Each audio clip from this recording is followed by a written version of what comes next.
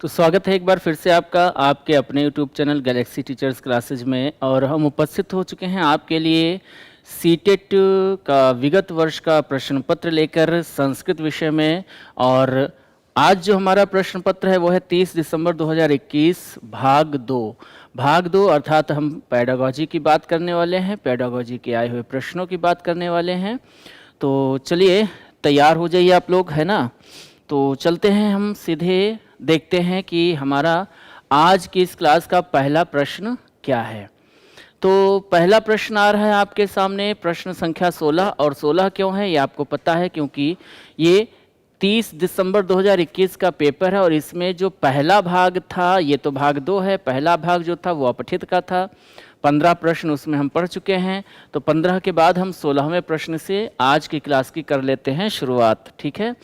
तो शरीर भाषा संकेताः सततं दृष्टिपातः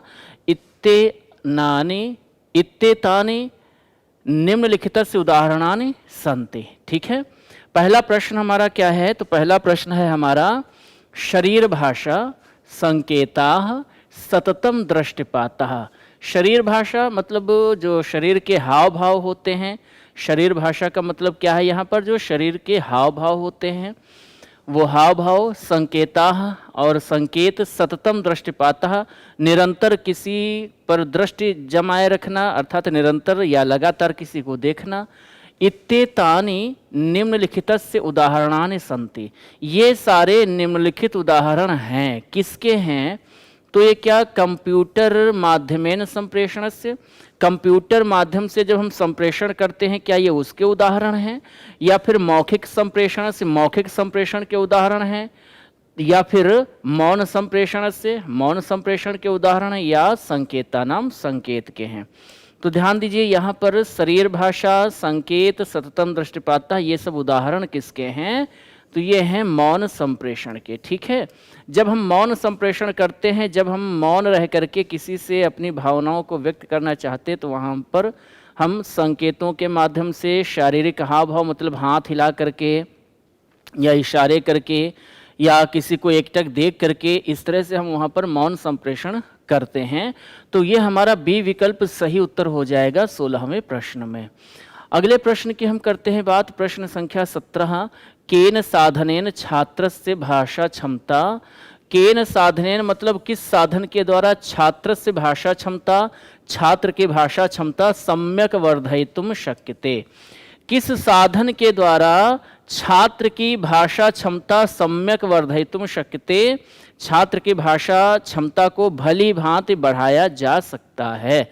तो किस साधन के द्वारा छात्र की भाषा क्षमता को भली भांति बढ़ाया जा सकता है, नियमित श्रुतलेख अभ्यासेन, क्या हम छात्र को नियमित रूप से श्रुतलेख का अभ्यास करवाएं, इस अभ्यास के द्वारा उसकी भाषा क्षमता बढ़ जाएगी, या कार्य आधारित गतिविधिषु भाग ग्रहणेन, कार्य आधारित ऐसा कार्य जिसमें बच्चा भी भाग ले और इस प्रकार के कार्य पर आधारित गतिविधियों के अंतर्गत भाग ग्रहण करने के द्वारा हम बच्चे की छात्र की भाषा क्षमता को भली भांति बढ़ा सकते हैं, या शब्दावली वर्धनेन अथवा व्याकरण नियमानाम कंठस्थीकरणेन। तो जहाँ पर बात की जाएगी कि भाषा क्षमता को विकसित करना है, छात्र की भाषा क्षमता को भली भांति विकसित करना है, तो कहीं ना कहीं देखिए व्याकरण के नियमों को कंठस्थ करने से हम भाषा क्षमता को विकसित नहीं कर सकते हैं। शब्दावली याद करने से हो सकता है विकसित हो जाए, लेकिन सबसे महत्वपूर्ण जो है वो ये है हमारा बी वाला विकल्प, है ना। जब हम कार्य आधारित गतिविधियों में छात्र को भाग ग्रहण कराते हैं तो इस माध्यम से बच्चे की भाषाई क्षमता का अत्यधिक विकास हो जाता है। तो बी विकल्प सबसे उपयुक्त उत्तर यहाँ पर हो जाएगा। अगले प्रश्न की कर लेते हैं बात, और अगला प्रश्न क्या है, तो 18वां प्रश्न है।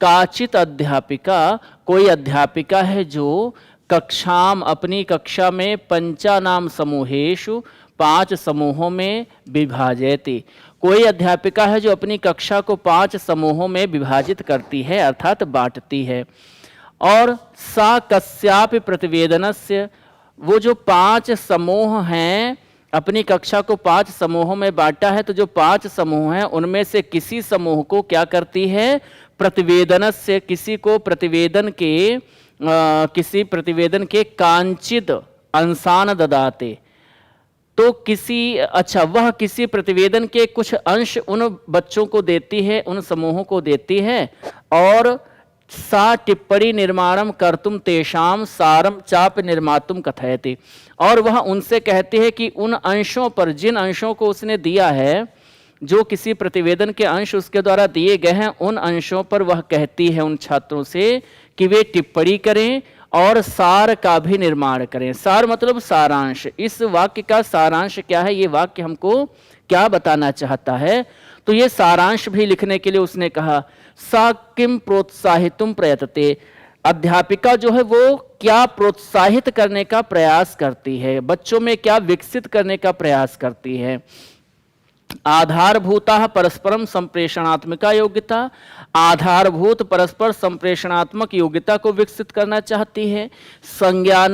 संज्ञानात्मक उन्नत भाषा क्षमता, या बच्चों में, छात्रों में संज्ञानात्मक उन्नत भाषा क्षमता को विकसित करना चाहती है। संभाषणात्मक क्षमता, संभाषण की क्षमता को विकसित करना चाहती है। या फिर सामूहिक विवेचनम, बच्चे किसी भी विषय वस्तु पर सामूहिक रूप से विवेचन कर सकें, उसकी समीक्षा कर सकें, इसको विकसित करना चाहती है। तो यहाँ पर हमारा जो सही उत्तर हो जाएगा, एक बार हम लोग पुनः प्रश्न को देख लेते हैं। कोई अध्यापिका है, किसी जो कक्षा को 5 समूह में बांट देती है और वह किसी प्रतिवेदन के कुछ अंशों को देती है जिन पर टिप्पणी निर्माण करने के लिए और उनका सारांश निर्माण करने के लिए कहती है। सा किम प्रोत्साहितुम प्रयतते, वह क्या प्रोत्साहित करने का प्रयास करती है। तो यहाँ पर हमारा बिल्कुल सही और सटीक जवाब क्या होगा, संज्ञानात्मक उन्नत भाषा क्षमता। ठीक है, ये हमारा संज्ञानात्मक उन्नत भाषा क्षमता कहा जाएगा। तो यहाँ पर बी विकल्प सबसे उपयुक्त विकल्प हो जाएगा। ठीक है, चलिए अगले प्रश्न की ओर बढ़ चलते हैं। अगला प्रश्न है व्याकरण अनुवाद विधि कथ्यते। जो व्याकरण अनुवाद विधि है वह कही जाती है, क्या कही जाती है, तो व्याकरण अनुवाद विधि क्या कही जाती है, समीक्षात्मक शिक्षा शास्त्र विधि। क्या ये व्याकरण अनुवाद विधि जो है ये समीक्षात्मक शिक्षा शास्त्र विधि है, रचनात्मक विधि है, प्राचीन दृष्टिकोण है, या फिर प्राचीन विधि है। तो बड़ा सरल सा प्रश्न है, बहुत ही सरल सा प्रश्न है, और इस सरल से प्रश्न का उत्तर भी उतना ही आसान है, सरल है। तो ध्यान दीजिए, प्रश्न है व्याकरण अनुवाद विधि कही जाती है। तो व्याकरण अनुवाद विधि क्या कही जाती है, निश्चित रूप से आप जो सोच रहे हैं, जो बता रहे हैं, आपका उत्तर बिल्कुल सही है। ये व्याकरण अनुवाद विधि क्या है, प्राचीन विधि है ना। जो देखिए, जब हम लोग शिक्षण विधियां पढ़ते हैं तो उसमें हम पढ़ते हैं कि शिक्षण विधियां हमारी 3 प्रकार की होती हैं। प्राचीन विधियां हैं, नवीन विधियां हैं, और नवीनतम उपागम हैं। पहली विधि क्या हो गई, प्राचीन विधि। प्राचीन जो हमारे यहाँ परंपरागत रूप से बहुत समय से चली आ रही, वैदिक काल से। नवीन विधियां जो आधुनिक समय की विधियां हैं, और नवीनतम जो आधुनिक से भी आधुनिक हैं। ठीक है, तो प्राचीन हो गई, नवीन हो गई, और नवीनतम हो गई। अब ये जो व्याकरण अनुवाद विधि है, ये हमारी कौन सी विधि है, प्राचीन। प्राचीन विधि ध्यान दीजिएगा 2 प्रकार की हैं। प्राचीन विधि के 2 भेद हैं। जो प्राचीन शिक्षण विधियां हैं उसके कितने भेद हैं, तो 2 भेद हैं। पहला भेद क्या है, तो पहला भेद है वो क्या है, पहला भेद है पाठशाला विधि। पहला भेद क्या है, पाठशाला विधि। और दूसरा भेद जो है वो क्या है, आपका व्याकरण अनुवाद विधि है ना, व्याकरण अनुवाद विधि। और इस व्याकरण अनुवाद विधि को ही हम किस नाम से जानते हैं, भंडारकर विधि के नाम से। किस नाम से जानते हैं, भंडारकर विधि के नाम से, है ना। क्यों जानते हैं, क्योंकि इसके जो प्रतिपादक थे, इसके जो संस्थापक थे इस विधि के, वो कौन थे, डॉक्टर रामकृष्ण गोपाल भंडारकर। ठीक है, तो ये हमारी प्राचीन विधि जो है उसके 2 भेद हैं, व्याकरण अनुवाद विधि और पाठशाला विधि। तो यहाँ हमारा सही उत्तर क्या हो जाएगा, प्राचीन विधि हो जाएगा। ठीक है, चलते हैं आगे बढ़ते हैं। अगला प्रश्न क्या है वो देखते हैं। प्रत्येक भाषा या शब्द श्रवणम, प्रत्येक भाषा के शब्दों को सुनना, शब्दावल्याम वृद्धिम करोते। प्रत्येक भाषा के शब्दों को सुनना शब्दावली में वृद्धि करता है। भाई, हम जिस भी भाषा को सुनेंगे तो उस भाषा को सुनने से, उस भाषा के शब्दों को सुनने से हमारी शब्दावली क्या होगी, विकसित होगी, उसमें वृद्धि हो जाएगी। सिद्धांतो अयम कथयति, यह सिद्धांत कहता है प्रत्येक भाषा के शब्द को सुनना शब्दावली में वृद्धि करता है, यह सिद्धांत कहता है। क्या कहता है? सार्थक संदर्भेषु बालकाः सर्वाधिकम शिक्षन्ते, सार्थक संदर्भों में बच्चा सबसे अधिक सीखता है। या परस्परम संपर्कात्मक गतिविधि बालकाः निष्क्रिय गतिविधीनाम तुलनायाम अधिकम शिक्षन्ते, परस्पर संपर्कात्मक विधि के द्वारा बच्चा निष्क्रिय गतिविधि में तुलनात्मक तरीके से ज़्यादा सीखता है। छात्राः स्वरुचि अनुरूपम शिक्षन्ते, बच्चे जो होते हैं अपनी रुचि के अनुसार सीखते हैं। या पहला विकल्प है यान शब्दान छात्राः सर्वाधिकम शृण्वन्ति तान ते शिक्षन्ते, बच्चे जिस भाषा के शब्दों को या जिन शब्दों को, किसी भी भाषा के हों उससे मतलब नहीं है, बच्चे जिन शब्दों को सर्वाधिक सुनते हैं, सबसे अधिक सुनते हैं, उन शब्दों को ही वो क्या करते हैं, सीखते हैं। तो ध्यान दीजिए प्रश्न क्या है, प्रत्येक भाषा के शब्द को सुनना शब्दावली में वृद्धि करता है, सिद्धांतो अयम कथयति, यह सिद्धांत क्या कहता है। तो भाई जब हम किसी भाषा के शब्द को सुनेंगे तो उससे हमारी शब्दावली विकसित होगी, और ये सीधा सा सिद्धांत है कि यान शब्दान छात्रा सर्वाधिकम शृण्वन्ति, जिन शब्दों को छात्र सबसे ज़्यादा सुनते हैं वे उन्हीं को सीखते हैं, और इससे क्या होता है, उनकी शब्दावली विकसित होती है। तो ए विकल्प हमारा सही उत्तर हो जाएगा। ठीक है, चलिए अगला प्रश्न देखते हैं। अगला प्रश्न है 21वां प्रश्न है कीदृशः उपागमः।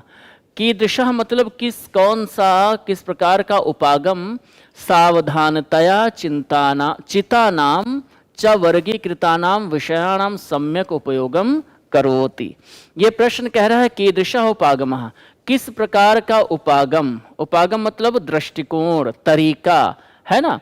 तो कौन सा उपागम, कौन सा दृष्टिकोण, कौन सा तरीका, सावधानतया सावधानी पूर्वक, चिता नाम चुने गए, च वर्गीकृतानाम और वर्गीकृत किए गए, विषयाणाम सम्यक उपयोगम करोति, विषयों का सम्यक उपयोग करता है। तो ध्यान दीजिए पुनः प्रश्न को हम लोग समझ लेते हैं। तो प्रश्न है कीदृशः उपागमः, कौन सा उपागम, कौन सा दृष्टिकोण सावधानी से चुने गए और वर्गीकृत किए गए विषयों को भली भांति उपयोग करता है। योग्यता सिद्ध उपागमः, निर्माणात्मकता उपागमः, या संरचनात्मक उपागमः, या फिर संप्रेषणात्मक उपागमः। तो ध्यान दीजिए जब आप सावधानी पूर्वक चुने हुए और वर्गीकृत किए गए विषयों को भली भांति उपयोग में लाते हैं, तो ये भली भांति उपयोग में लाना जो ये कहीं ना कहीं किस पर आधारित है, आपकी योग्यता पर आधारित है। अगर आप किसी कार्य में कुशल हैं, दक्ष हैं, निपुण हैं, योग्य हैं, आपके अंदर योग्यता है, तभी आप किसी चुने हुए कार्य को, वर्गीकृत किए गए कार्य को भलीभांति कर सकते हैं। अगर आप योग्य नहीं तो वहाँ आपसे अशुद्धियाँ संभावित हैं, त्रुटियाँ संभावित हैं। लेकिन यहाँ पर भलीभांति उपयोग की बात की जा रही है, और किस कार्य में, तो जो सावधानी पूर्वक चुना गया है, वर्गीकृत किया गया है। तो ये कौन सा दृष्टिकोण है, निश्चित रूप से ये योग्यता पर आधारित दृष्टिकोण है। हम कोई भी काम योग्य व्यक्ति को ही सौंपते हैं जिससे कोई त्रुटि ना हो। पहला विकल्प हमारा यहाँ पर सही हो जाएगा। ठीक है, चलिए आगे बढ़ते हैं। पहला विकल्प सही है। कस्मिन विधौ, कौन सी विधि है, कस्मिन विधौ अर्थात किस विधि में मातृभाषायाः कश्चित् अपि प्रयोगे न भवति। अच्छा, प्रयोगो न भवति, ठीक है, क्षमा चाहेंगे, प्रयोगे निकल गया, प्रयोगो न भवति। तो कस्मिन विधौ, वह कौन सी विधि है जिस विधि में मातृभाषायाः, मातृभाषा का कश्चित् अपि, कोई भी, प्रयोगो न भवति, प्रयोग नहीं होता है। हमें वह विधि बतानी है जिस विधि में बच्चे को पढ़ाते समय हम मातृभाषा का बिल्कुल प्रयोग नहीं करते हैं। ये क्या अनुवाद विधि है, क्रियाश्रित शिक्षण विधि है, संकलन विधि है, या फिर प्रत्यक्ष विधि है। और निश्चित रूप से देखिए ये हमारा क्या है, प्रत्यक्ष विधि हो जाएगा, डायरेक्ट मेथड, जहां हम मातृभाषा का प्रयोग न करते हुए जब हम बच्चों को पढ़ाते हैं तो जो भी हम शब्द पढ़ाते हैं उस शब्द से संबंधित वस्तु हम बच्चों को दिखा देते हैं।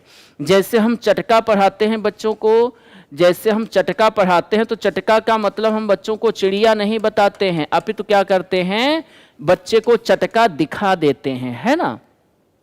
जैसे हम बच्चों को पढ़ा रहे हैं खगः, तो हम बच्चों को खगः का मतलब हम पक्षी नहीं बताते हैं, ये हम बताते नहीं। अगर ये हम बताएंगे तो ये तो मातृभाषा का प्रयोग हो जाएगा। तो हम खगः का मतलब पक्षी न बता करके हम उसको सीधे सीधे खग दिखा देते हैं कि खग किसको कहा जाता है। तो किस विधि में मातृभाषा का कोई भी प्रयोग नहीं किया जाता है, वो विधि कौन सी है, प्रत्यक्ष विधि है ना। पहला विकल्प सही उत्तर हो जाएगा। अगले प्रश्न की ओर बढ़े चलते हैं। 23वां प्रश्न आ रहा है आपके सामने। 23वां प्रश्न क्या है, तो 23वां प्रश्न है बड़ा सुंदर सा प्रश्न, कथित चतुर्थी कक्षायाः छात्रः, अच्छा कथित नहीं, यहाँ पर कश्चित होना चाहिए, ठीक है, चलिए कोई बात नहीं। कश्चित चतुर्थी कक्षायाः छात्रः स्वमातुः सहायतया, कोई चौथी कक्षा का छात्र है। किस कक्षा का छात्र है, कक्षा 4 का छात्र है, और वो क्या करता है, अपनी माता की सहायतया मतलब सहायता से, कोई चौथी कक्षा का छात्र स्वमातुः सहायतया अपनी माता की सहायता से पाठम पठितुम पाठ को पढ़ने के लिए, तद आधारितम कार्यम च कर्तुम और उस पाठ पर आधारित कार्यों को करने के लिए समर्थो अस्ति समर्थ होता है। कोई चौथी कक्षा का छात्र है जो अपनी माता की सहायता से पाठ को पढ़ने में और उस पाठ पर आधारित जो कार्य दिया गया है, जो प्रश्न दिए गए हैं उसको करने में समर्थ होता है। वाइगोत्स्की महोदय से सिद्धांतानुसारम, जो लेव वाइगोत्स्की महोदय का सिद्धांत है उस सिद्धांत के अनुसार माता किम कार्यम करोति, यहाँ पर माता कौन सा कार्य करती है। एक बार प्रश्न को पुनः समझ लेते हैं संक्षेप में सरल शब्दों में। कोई चौथी कक्षा का बच्चा है जिसको स्कूल से कुछ काम मिला है, विद्यालय से काम मिला है, और उस काम को वो अपनी माता की सहायता से पूरा करता है। पाठ को पढ़ता भी है तो उसमें भी माता सहायता करती है, पढ़ने के पश्चात उस पर जो अभ्यास कार्य दिया गया है उसमें भी माता सहायता करती है, और माता की सहायता से वो अपनी कक्षा के समस्त कार्यों को संपन्न करता है। लेव वाइगोत्स्की महोदय के अनुसार ये कौन सा सिद्धांत है जिसका माता अनुसरण करती है। क्या ये प्रशिक्षण है, उपशिक्षण है, शिक्षणम है, या फिर सोपानीकरणम है। तो ध्यान दीजिए, आपने पढ़ा होगा कि जब लेव वाइगोत्स्की कहते हैं कि जब बच्चे को हम सीखने में सहारा देते हैं, बच्चे को सीखने में हम सहारा देते हैं, जैसे बच्चा साइकिल चला रहा है और साइकिल नहीं चला पाता तो हम साइकिल को पीछे से पकड़ लेते हैं और उसको हम पकड़े पकड़े ही चलवाने का साइकिल को अभ्यास कराते हैं, और जब बच्चा चलाने लगता है तो हम धीरे धीरे साइकिल को फिर छोड़ देते हैं। ये जो क्रिया होती है ये क्या कहलाती है, ये सोपानीकरण कहलाती है। मतलब यहाँ पर माँ जो है, यहाँ पर जो बच्चे की माता है वो एक प्रकार से बच्चे की सीखने की क्रिया में सीढ़ी का काम कर रही है, सीढ़ी का काम कर रही है। सोपान का मतलब क्या होता है, सीढ़ी, तो वो सीढ़ी का काम कर रही है, पाठ का काम कर रही है, तो इसको हम क्या कहेंगे, सोपानीकरण कहेंगे। अंग्रेजी में इसी को क्या कहा जाता है, एस्केप होल्डिंग कहा जाता है। ठीक है, तो ए विकल्प हमारा सही उत्तर हो जाएगा। आगे बढ़ते हैं। मूल्यांकन पद्धत्याः, मूल्यांकन पद्धति के द्वारा सातत्यम शुद्ध स्तरम च ज्ञातुम, मूल्यांकन पद्धति के द्वारा सातत्य और शुद्ध के स्तर को जानने के लिए अयम मापदंडो अस्ति, यह मापदंड है, मापदंड है। ध्यान से समझिएगा, मूल्यांकन पद्धति के पद्धत्याः, मूल्यांकन पद्धति के सातत्य और शुद्ध के स्तर को जानने के लिए अयम मापदंडोस्ति, यह मापदंड है, यत कि यदा ते एव जन विशेषाः समूह विशेषाः व मूल्यांकन पद्धत्याः पुनः पुनः प्रयोगः कृत्वा, मूल्यांकन पद्धति के सातत्य को और शुद्ध के स्तर को जानने के लिए यह मापदंड है कि जब वे जन विशेष या समूह विशेष जिनका मूल्यांकन की पद्धति के द्वारा पुनः पुनः प्रयोग करके समान एव परिणामान प्राप्नुयुः, वह समूह वह व्यक्ति जिनका बार बार मूल्यांकन की पद्धति का अनुसरण करके मूल्यांकन किया जाता है और हर बार वे समान परिणाम ही प्राप्त करते हैं। अर्थात मान लेते हैं कक्षा में कोई छात्र है या छात्रों का एक समूह है, उस समूह का बार बार मूल्यांकन किया जाता है और बार बार वो समूह वो छात्र एक समान ही नंबर प्राप्त करते हैं। इयम स्थिति का कथ्यते, इस प्रकार की स्थिति क्या कही जाती है? क्या ये शुद्धता कही जाती है, वैधता कही जाती है, भिन्नता कही जाती है या फिर विश्वसनीयता कही जाती है? तो जब बार बार मूल्यांकन करने पर हर बार एक समान अंक प्राप्त होते हैं, ये स्थिति क्या कही जाती है? विश्वसनीयता कही जाती है। तो यहाँ पर हमारा ए विकल्प सही उत्तर हो जाएगा। ठीक है, चलिए आगे बढ़ते हैं। 25वां प्रश्न देखते हैं क्या है।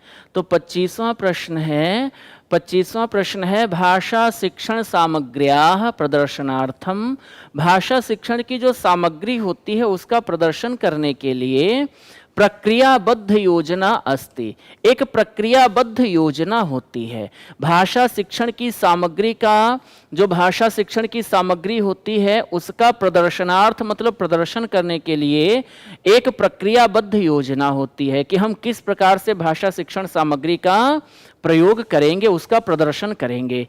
और ये जो योजना होती है, ये योजना क्या होती है? ये प्रविधि कही जाती है, शिक्षा शास्त्र कही जाती है, विधि कही जाती है या फिर उपागम कही जाती है।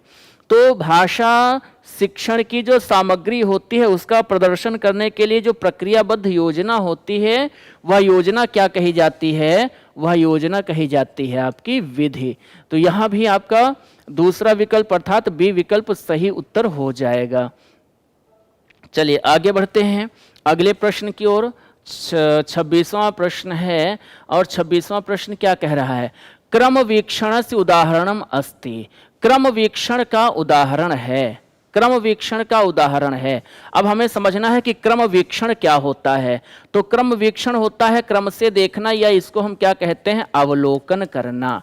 क्या कहते हैं? अवलोकन करना। ठीक है, तो क्रम वीक्षण का अर्थात अवलोकन का उदाहरण कौन सा है? पुस्तकस्य कस्मिंश्चित् अध्याये मुख्य विचारस्य अन्वेषणम, पुस्तक के किसी अध्याय में मुख्य विचार का अन्वेषण करना मतलब मुख्य विचार की खोज करना। तो देखिए खोज करना अवलोकन नहीं होता है, अवलोकन होता है मिलाना। अवलोकन क्या होता है? मिलाना या समान दृष्टि से देखना, लेकिन यहाँ पर खोज की जा रही है। दूसरा है कस्याप चलचित्र से सार लेखनम, आपने कोई चलचित्र देखा, आपने कोई मूवी देखी और उस मूवी का सार अपने शब्दों में आप लिख रहे हैं, क्या ये आपका क्रम वीक्षण है? या कस्याप वैज्ञानिक लेखक से सार लेखनम, किसी वैज्ञानिक लेख का, किसी विज्ञान पर आधारित लेख का आप सार लिख रहे हैं, सारांश लिख रहे हैं। या स्वकीय चलभाषे कस्यापि घनिष्ठ मित्रस्य चल भाषांक अवलोकनम। अच्छा, स्वकीय चल भाषे, चल भाषे किसको कहते हैं? चल भाषे कहा जाता है मोबाइल को। स्वकीय चल भाषे मतलब अपने मोबाइल पर कस्यापि घनिष्ठ मित्र से, किसी अपने घनिष्ठ मित्र का, अपने बेस्ट फ्रेंड का चल भाषांक अवलोकनम, चल भाषा अंक का मतलब है उसका मोबाइल नंबर और अवलोकनम मतलब देखना, ये आपका क्रम वीक्षण कहा जाता है। तो ध्यान दीजिए क्रम वीक्षण का उदाहरण है मतलब अवलोकन का उदाहरण है, तो अवलोकन का जो सबसे उपयुक्त उदाहरण है वो आपका यही हो जाएगा। ठीक है, तो सही उत्तर क्या हो जाएगा? स्वकीय चल भाष्य अर्थात अपने चल भाष्य यंत्र पर, अपने मोबाइल यंत्र पर या अपने मोबाइल फोन पर अपने किसी घनिष्ठ मित्र का, अपने किसी परम मित्र का मोबाइल नंबर देखना क्या कहलाता है? अवलोकन कहलाता है। ठीक है, डी विकल्प सही उत्तर हो जाएगा। आगे बढ़ते हैं, अगला प्रश्न क्या है? उपचारात्मक अध्यापनम अस्ति, बड़ा सरल सा प्रश्न है। उपचारात्मक अध्यापन होता है, उपचारात्मक अध्यापन क्या होता है? अब यहाँ कतई सोचने की आवश्यकता नहीं है कि सही उत्तर क्या होगा, उत्तर अपने आप सामने आपको दिख रहा होगा। उपचारात्मक अध्यापन होता है, क्या होता है? यत सूक्ष्म अध्यापन से पश्चात कार्यते, जो सूक्ष्म अध्यापन के बाद किया जाता है। यत परीक्षायाम उच्चांकानाम प्राप्त्यंतरम कार्यते, जो परीक्षा में उच्च अंकों को प्राप्त करने के पश्चात किया जाता है। यत प्रतियोगितायाः परीक्षायाः पश्चात कार्यते, जो प्रतियोगी परीक्षाओं के पश्चात किया जाता है उसको हम उपचारात्मक अध्यापन कहते हैं। या यत निदानात्मक परीक्षायाः पश्चात कार्यते, जो निदानात्मक परीक्षा के पश्चात किया जाता है। तो हमको पता है कि पहले हम बच्चे की समस्या का कारण क्या है, उस कारण का पता लगाते हैं, उस कारण को दूर करने का जो प्रयास करते हैं, पहले कारण का पता लगाते हैं, और कारण का जहां हम पता लगाते हैं वो क्या होता है? निदान होता है। और जब निदान हो जाता है तब हम क्या करते हैं? उस समस्या का उपचार करते हैं। तो ये निदानात्मक परीक्षा के पश्चात किया जाता है, इसलिए हमारा सही उत्तर क्या हो जाएगा? डी विकल्प सही उत्तर हो जाएगा।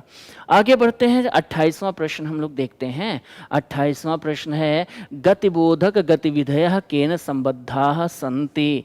गतिबोधक गतिविधयः, जो गति का बोध कराने वाली गतिविधियां होती हैं, केन संबद्धाः सन्ति, वे गतिविधियां किससे जुड़ी होती हैं? अब यहां देखिए किसका बोध कराने की बात की जा रही? गति का, ठीक है। तो गति का बोध कराने वाली गतिविधियां किससे संबंधित होती हैं? मौखिक संभाषणम। क्या गति का बोध कराने वाली गतिविधियां मौखिक संभाषण से संबंधित होती हैं? शारीरिक संचालन गतिविधियां, जो शारीरिक संचालन की गतिविधियां होती हैं, जिससे हम लोग स्कूल में सबसे पहले पढ़ाई से पहले हम पीटी इत्यादि करते हैं, है ना, मार्च पास्ट करते हैं, परेड करते हैं। या श्रवण गतिविधियां, श्रवण गतिविधि से ये संबंधित होती हैं। या फिर सतर्कता। तो निश्चित रूप से यहाँ पर गति का बोध कराने वाली गतिविधियों की बात की जा रही है, तो ये क्या हो जाएगा? शारीरिक संचालन गतिविधियां हो जाएगा, ठीक है। आगे बढ़ते हैं, अगले प्रश्न की करते हैं बात। 29वां प्रश्न आ रहा है आपके सामने। 29वां प्रश्न है निम्नलिखितेषु कथमं कथनम क्रेशन महोदयस्य प्राकृतिक क्रम परिकल्पना व्याख्यायति। निम्नलिखितेषु मतलब निम्नलिखित में से, कथमं कथनम कौन सा कथन, क्रेशन महोदयस्य क्रेशन महोदय के, प्राकृतिक क्रम परिकल्पना की व्याख्यायति व्याख्या करता है। तो हमें देखना है कि क्रेशन महोदय, निम्नलिखित कथनों में से कौन सा वह कथन है जो क्रेशन महोदय की जो एक परिकल्पना है जिसका नाम क्या है? प्राकृतिक क्रम परिकल्पना, इस परिकल्पना की व्याख्या करता है। कौन सा कथन है? तो भाषायाः अवयवाः अनुमेय क्रमेण अधिग्रह्यन्ते, जो भाषा के अवयव होते हैं, जो भाषा के अवयव मतलब अंग, जो भाषा के अंग होते हैं वो अनुमेय क्रम में सीखे जाते हैं, अनुमेय क्रम में अर्जित किए जाते हैं।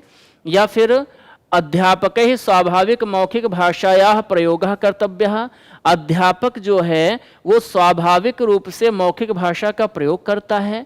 पाठ्य सामग्री प्रामाणिका भवितव्या, पाठ्य सामग्री प्रामाणिक होती है। या अध्यापनम प्रत्येकम छात्र से अधिगम प्रक्रियानुसारम भवितव्यम, अध्यापन प्रत्येक छात्र की अधिगम प्रक्रिया के अनुसार होता है। तो क्रेशन महोदय का जो प्राकृतिक क्रम परिकल्पना है ये व्याख्यायित करता है कि भाषायाः अवयवाः, भाषा के अवयव अनुमेय क्रमेण अधिग्रह्यन्ते, अनुमेय क्रम से अधिग्रहण किए जाते हैं। मतलब अनुमेय के क्रम से, अर्थात यहाँ पर मतलब यह है कि इनको हम अनुसरण करके, अनुसरण के माध्यम से ग्रहण करते हैं। इसके लिए हमको, अब ध्यान दीजिए, पहले तो हम ये समझें कि भाषा के अवयव क्या होते हैं। तो ध्यान दीजिए, भाषा के अवयव जो होते हैं, समझिएगा इसको। अगर हम बात करें भाषा के अवयव की, अवयव मतलब अंग, अवयव भी आप नहीं समझ पा रहे हैं तो अवयव का मतलब क्या होता है? अंग। आपसे अगर पूछा जाए कि भाषा के अंग कितने होते हैं, तो ध्यान दीजिए भाषा के 3 अंग होते हैं। कितने अंग होते हैं? 3 अंग होते हैं। कौन कौन से? तो भाषा के 3 अंग कौन कौन से होते हैं? एक तो होता है क्या? एक होता है वर्ण, और दूसरा क्या होता है? तो दूसरा होता है शब्द, और तीसरा क्या होता है? तो तीसरा होता है वाक्य। और ये जो 3 अंग हैं इन तीनों अंगों को समझने के लिए हमको व्याकरण सीखने की आवश्यकता होती है। इन तीनों अंगों को समझने के लिए हमको व्याकरण सीखने की आवश्यकता होती है।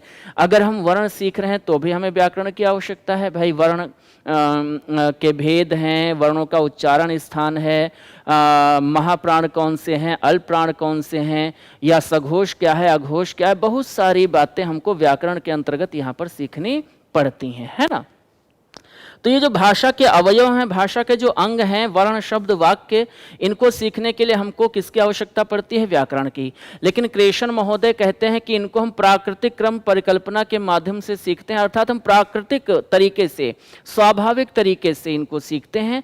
हमको बहुत ज़्यादा व्याकरण को समझने की आवश्यकता नहीं होती है भाषा को ग्रहण करने में। तो यहाँ पर सही उत्तर जो हो जाएगा वो हमारा क्या हो जाएगा? ए विकल्प सही उत्तर हो जाएगा। ठीक है, चलिए आगे बढ़ते हैं। अगले प्रश्न की हम करते हैं बात। 30वां प्रश्न आ गया है और 30वां प्रश्न क्या है? त्रुटयः कस्य कृते शिक्षण क्षेत्राणि अनुनिवेशाश्च सन्ति। जो त्रुटियां होती हैं, त्रुटियां का मतलब क्या है? तो त्रुटि का मतलब क्या होता है? सबको पता है। त्रुटि किसको कहते हैं?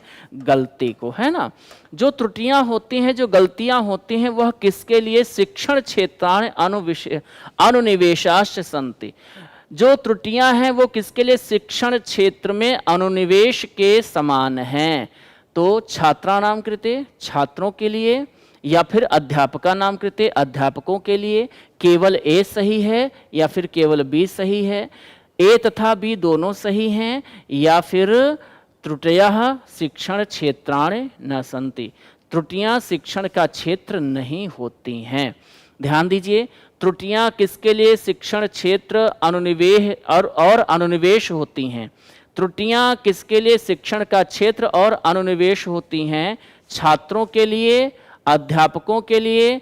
अब ए और बी को आधार बना करके ये आपके 4 विकल्प दिए गए हैं। कहा जा रहा है कि केवल ए सही है, दूसरा विकल्प कह रहा है कि केवल बी सही है, तीसरा कह रहा है कि ए और बी दोनों सही है, और चौथा है कि त्रुटियां शिक्षण क्षेत्र में होती ही नहीं है, त्रुटियां शिक्षण का क्षेत्र ही नहीं है। ध्यान दीजिए, कभी कभार क्या होता है कि अध्यापक भी किसी और विधि से पढ़ाना होता है लेकिन किसी और विधि का प्रयोग कर देता है, तो ये अध्यापक के द्वारा भी त्रुटि होती है। बच्चों के द्वारा तो त्रुटियां होती हैं, और क्यों होती हैं? क्योंकि त्रुटियां अधिगम का हिस्सा होती हैं। तो त्रुटियां दोनों के द्वारा हो सकती हैं, दोनों के द्वारा संभावित हैं, अध्यापक के द्वारा भी और छात्र के द्वारा भी। और त्रुटियां किसी के द्वारा भी हों, दोनों को अपनी अपनी त्रुटियों में सुधार करने की आवश्यकता होती है। तो कहीं ना कहीं ये प्रश्न जो है, इसका सही उत्तर हमारा क्या हो जाएगा? सी, ए तथा बी उभव, अर्थात शिक्षक और छात्र दोनों के लिए। ठीक है, तो 30वें प्रश्न का सी विकल्प सही है। और इसी के साथ ये 30 दिसंबर 2021 का जो हमारा संस्कृत विषय का पेपर था, उस पेपर में हम लोगों ने पिछली क्लास में अपठित का अध्ययन किया था, आज हम लोगों ने पेडागॉजी के प्रश्नों का अध्ययन किया, और इस तरह से 30 दिसंबर 2021 का ये पेपर होता है यहीं पर संपन्न। तो आज की सेवा यहीं तक, और ये क्लास आपको कैसी लगी कमेंट करके ज़रूर बताइएगा। अगर आपको ये क्लास उपयोगी लगी हो तो अपने साथ साथ अपने इष्ट मित्रों तक भी पहुंचाने के लिए आप थोड़ा प्रयास कीजिएगा, और क्लास अच्छी लगी हो तो लाइक कीजिएगा। आप पहली बार जुड़ रहे हैं तो हमारे चैनल को सब्सक्राइब जरूर कीजिएगा। हम ऐसे ही आपकी सेवा में नित्य प्रति उपस्थित होते रहेंगे, और अगली क्लास लेकर आएँ इसके लिए जाना पड़ेगा, तो हम पुनः आएंगे अगली क्लास लेकर। तब तक आप पढ़ते रहिए, अपना ध्यान रखिएगा। बहुत बहुत धन्यवाद, आभार, नमस्कार।